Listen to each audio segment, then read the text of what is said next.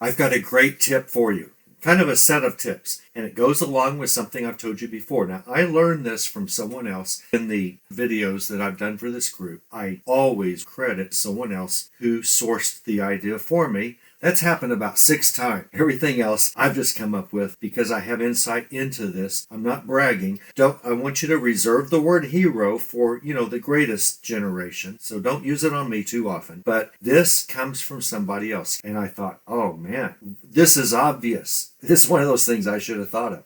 So when you go sourcing, you're going to need to measure things once in a while. You're going to be looking up something and go, I see 3 Starbucks mugs like this, and the one that is 6.5 inches tall is the one worth $100, and the one 5.5 inches tall is worth $12, and the one 7 inches tall is worth $9, and I need to know which one is this. There are times we need to measure. When you go sourcing, always take your loupe. Buy a loupe. Now, the first time you pull out your loupe at a garage sale, the 5th time you pull out your loupe at a garage sale, you're going to feel funny and you're going to feel like they're not going to like me. I've gotten over that a long time ago. First of all, I need it for my eyesight. I don't wear glasses, but very, very tiny, tiny things you just can't see as well as you used to. That's just the way life works. And I'll just tell them, I can't really read this. I need my magnifying glass. But I'll pull out a loupe. I don't even know why I say that. It's none of their business. I'm not embarrassed by it. I'm needing that loupe to know if I can make some money off these people. That's my bottom line. But I'm not going to really tell them that. So always have your loupe. Put it on a lanyard around your neck and just take it with you whenever you go to sales. There's something else you need to take with you, and that is your hands and your arms. This is the tip. This is the pretty cool tip right here. You need to know what your hand span measurement is. You need to know this. You've always got a ruler. If this is your hand, you always know what 8 inches are. Just learn this.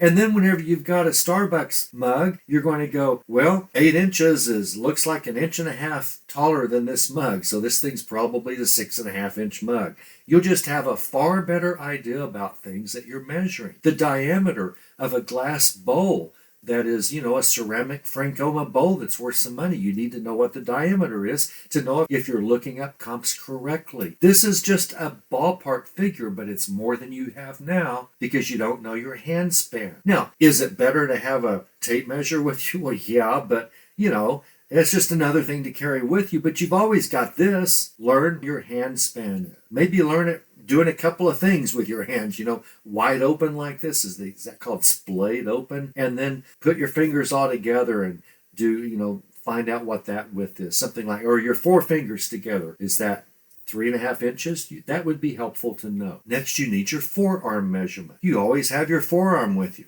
I want you to know from the tip of your fingers to your elbow. That's going to give you, 18 inches or something? What a perfect measurement. You're going to need this sometime. You're going to need to know the width of a painting. This will give you a great idea of what it is. So learn the length of your arm. So just get out your arm sometime, get out a tape measure and measure, and look, this is all you need. Now for me, it's more like this. We all have to adjust. This is more like mine, but you'll be fine with this. You'll be fine with what you have. You just got to work with the best you have. There's something else to carry with you. You need to have it with your lanyard, and that is a magnet. This is a magnet. You can buy them on Amazon. They look just like this. Look up jewelry magnet, and you'll find this. Just order. They're probably cheaper on eBay. This is a jewelry magnet. It also works as a stud finder, which means don't ever get it out around me because I'll just drive it nuts. But generally, if I'm not around, it'll work fine with jewelry. How does it help you with jewelry? In general, if a magnet sticks to jewelry, it's not worth as much as jewelry that a magnet will not stick to. It does not mean you have silver. It does not mean you have gold, but it means probably you don't have some base metal that's just cheap metal. You might, and listen, cheap costume jewelry can be worth a lot of money, especially from mid-century, 50s and 60s, and even 70s, these big gaudy brooch pins, these ladies used to wear these huge things. They're worth a lot of money. So it might stick. It might be base cheap metal with a bunch of rhinestone stuff, and it's worth some money. Search on Google or do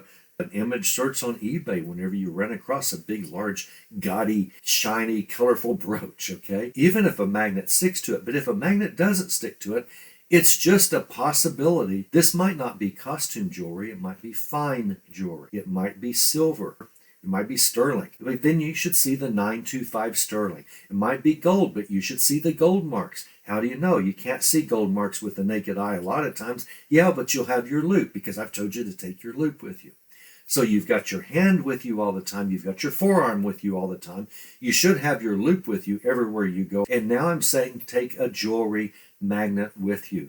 It will help you determine this is really cheap jewelry. It's probably costume jewelry. Let me just check the magnet. It sticks or it doesn't stick. That's even better. It just gives you a starting point. You then might need a gold and silver tester. You might need a diamond tester, something like that to actually know the stones if you suspect high value fine jewelry, not just costume jewelry. But it's a starting point. And listen, when you're sourcing, speed is the key. Speed, if it's cheap, check it for a magnet. If you don't want to mess with it and the magnet sticks, yeah, it's costume jewelry. It might have some value, but I don't see a brand. Just move on. But it gives you just a way to check faster. And if you don't have these tools, look, if you don't bring your forearm with you, don't blame me for not being able to measure that bowl.